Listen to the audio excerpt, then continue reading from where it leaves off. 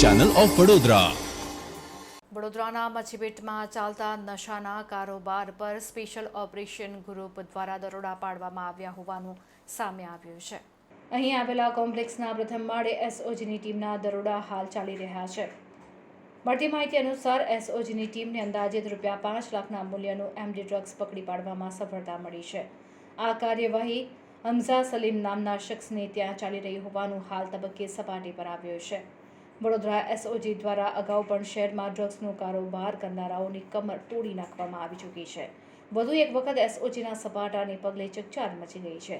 ત્યારે આ સમગ્ર કાર્યવાહીમાં એસઓજી દ્વારા 50 ગ્રામ જેટલો એમડી ડ્રગ્સનો જથ્થો જપ્ત કરવામાં આવ્યો હોવાનું સપાટી પર આવ્યું છે. એસઓજી દ્વારા સમગ્ર કોમ્પ્લેક્સમાં ખૂણે ખૂણે તપાસ હાથ ધરવામાં આવી રહી હોવાનું સૂત્રોએ જણાવ્યું હતું. સવારથી એસઓજી દ્વારા કરવામાં આવેલી કાર્યવાહીમાં બપોર સુધી એમડી ડ્રગ્સ મળી આવ્યું હોવાની સ્પષ્ટતા સામે આવી રહી છે.